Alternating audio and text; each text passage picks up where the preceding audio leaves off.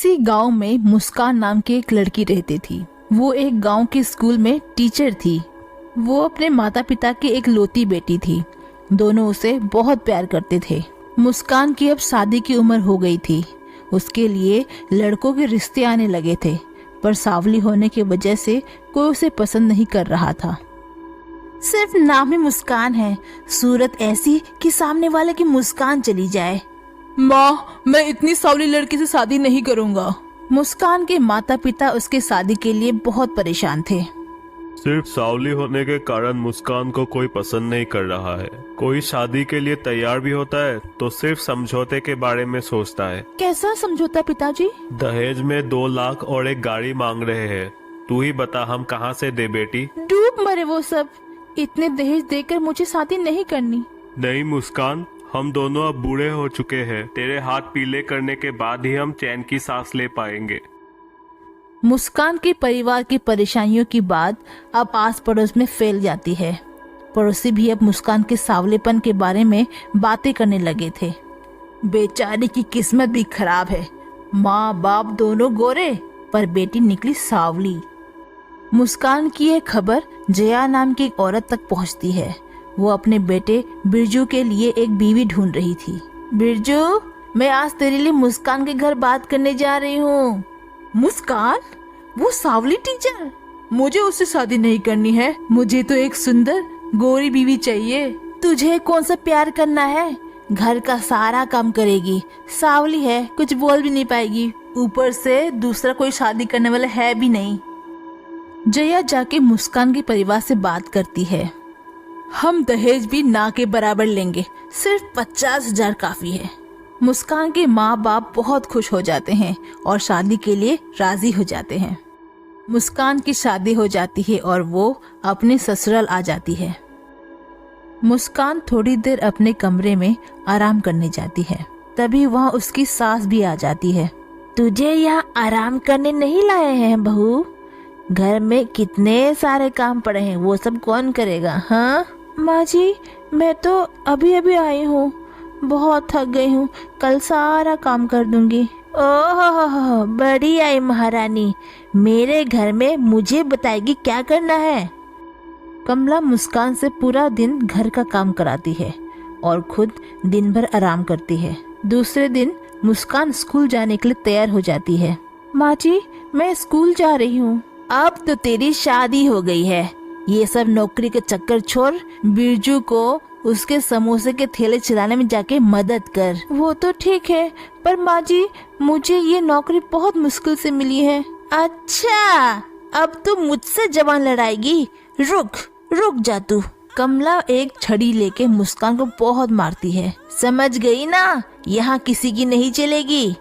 अब थैले पर जा। तुझे यहाँ नौकरी करने नहीं लाए हैं। एक तो इतनी सांवली, तुझसे शादी करके तुझ पे एहसान किया है हमने। मुस्कान उस दिन से बिरजू के थैले पर मदद करने लगती है। उसकी स्कूल से नौकरी छूट जाती है। एक दिन मुस्कान घर की सफाई कर रही थी। उससे कुछ मकड़े के जाले कोने में छूट गए थे। कमला बेवजह इस बात पे बहुत गुस्सा हो जाती है। बहू, ये सब कैसे सफाई किया है तुमने? ठीक से काम भी नहीं करती ये लड़की। आज तुझे सबक सिखाती हूँ, रुक। बिरजू और कमला मुस्कान को घर के बाहर एक कमरे में बंद कर देते हैं। माँ जी, दरवाजा खोलिए, मेरा दम घुट रहा है। सुनिए जी, दरवाजा खोलिए। खिड़की दरवाजे बंद होने के कारण मुस्कान की उसी रात मौत हो जाती है और वो एक चुड़ैल बन जाती है। इन दोनों ने मिलकर मुझे मार डाला। नहीं छोड़ूंगी मैं। चुड़ैल घर का दरवाजा खटखटाने लगती है। आवाज से कमला और बिरजू की नींद खुल जाती है। इतनी रात कौन हो सकता है? कमला जाकर दरवाजा खोलती है। दरवाजे खोलने पर एक काली चुड़ैल को देखकर वो डर जाते हैं। पहचाना मुझे? तुम दोनों की वजह से मैं उस कमरे में मर गई और अब मैं एक चुड़ैल बन के लौटी हूँ। बेटी, हमें माफ कर देना, हम तुम्हें मारना नहीं चाहते थे। अब ये रोना धोना बंद करो, घर में बहुत काम पड़ा है। चलो काम पे लग जाओ। चुड़ैल दोनों को रात भर काम करवाती है। अब सुबह होने लगी थी। दोनों काम करते करते बहुत थक चुके थे।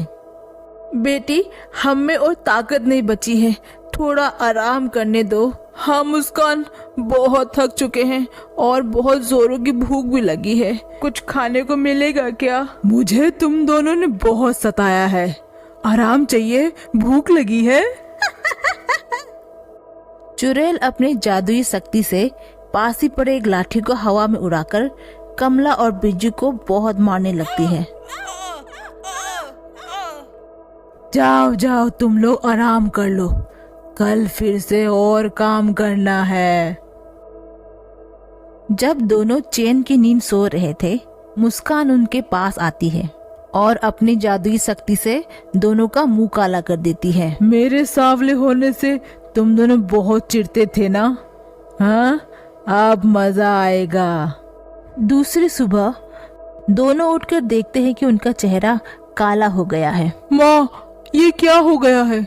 हमारे चेहरे को देखो। मुस्कान, ये तुमने हमें क्या कर दिया है? हमें फिर से पहले जैसा कर दो बेटी।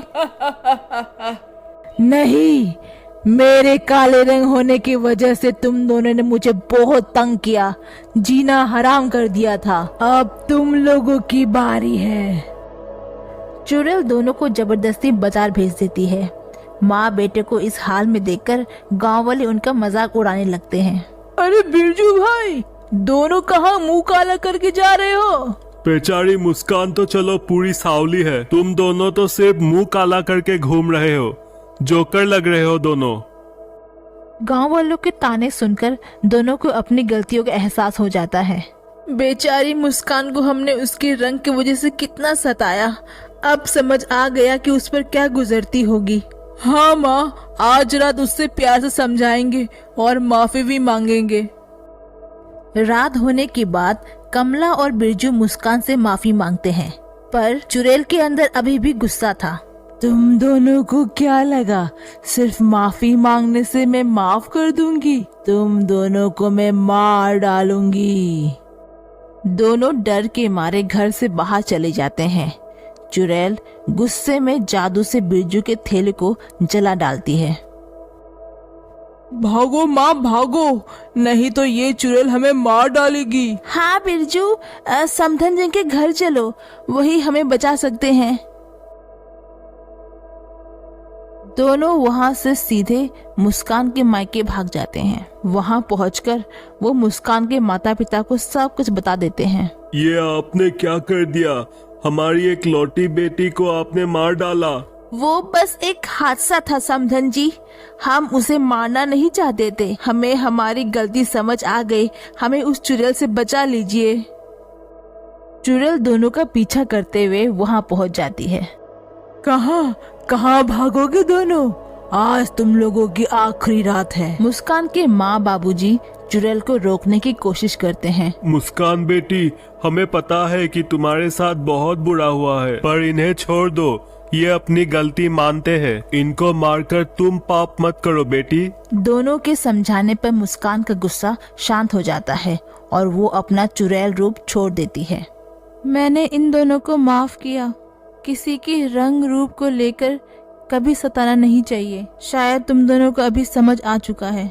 माँ, बाबूजी, आप दोनों को मेरा अलविदा। मेरा शरीर अब भी उस कमरे में पड़ा हुआ है, मेरा अंतिम संस्कार कर देना।